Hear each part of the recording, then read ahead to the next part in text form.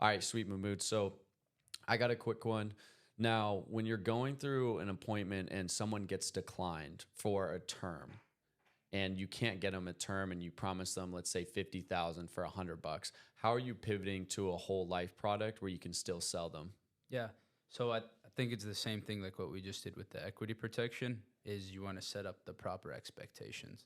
So whether they're getting declined for a condition they told you about or it's something that they're hiding, you want to be completely upfront and honest with them. You want to tell them like, hey, you've been declined a few times for the term. Whatever, if something came up, some of the carriers tell us what's wrong with them and you can call them out on that. Like, hey, you're lying to me. That's not cool. But anyway, you figure out what the real problem is. You're going to let them know, like, hey, so you've been declined for this product. You're not able to get that. So we're going to do the next best option for you. So we're going to try and get you as much coverage as we possibly can for around the same price range, or you can put a little bit more.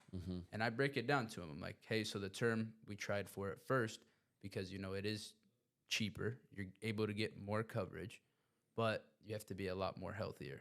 And that's not the case here. So they got declined. So typically you're not going to be able to get that same 50,000 face amount, but you're going to bring it down and, we're going to get you 20, 25,000 of permanent coverage in place and that you qualify for. And you want to solidify the fact that something is going to be better than nothing at the end of the day for their family.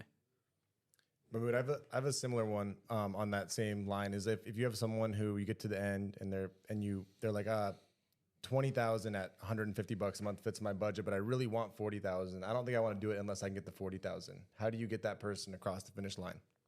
Tell them like you get $40,000 accidental. If you die natural cause, it's going to be $20,000 worth of benefits. And then I just tell them like, look, we tried for the better option at first. You got declined. What if they want 40,000 of whole life and they're like, I really just want to do 40,000 and it's too much. I don't know if I want to do 20, but I like the 40,000 number. I just can't afford it. Oh, that's simple. Well, you just tell them like, hey, we're going to you've already been declined a few times. We want to make sure we can at least get you approved and find something that you're comfortable and that you can afford. And so we'll start with that one. Once you're comfortable with that, a month, 2 months, a couple months down the road, we can always increase it. That's just as simple as a phone call away. But again, something's going to be better than nothing. Can you talk about too in that same line? We're just going to Mahmood the whole time. Hammer him. But I think a lot of people are scared to downsell sometimes. So like when people are like, oh, like I kind of like this price, but I don't know if I can afford it. Like, can you talk about why you try to get them to do one they can definitely afford and how that helps with, profitability so you don't have as many cancels? Yeah, no, I think a majority of my sales are down sales. And I feel like the main reason people don't have any coverage or why they don't buy anything is plain and simply due to price. They don't want to be sold. And if most of the time when they're hesitant on that price, it's like, well, I want the $200 one, or I want the 40,000, the full face amount, and they can't afford it. You have to solidify it in their head. Like you have to spin back on the why. It's like, hey, the whole reason you don't have any insurance is due to affordability.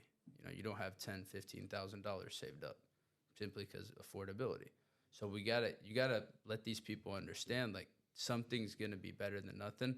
We're gonna get you started with this bottom one, and we can increase it later on. And I think it's just being and having that assumptive manner and truly fighting for the family. Like I think you have to care for the family to tell them that it's not what they want. There's a saying. It's like, we want to buy with our hearts, but we can only go with our budgets. Yeah. You know.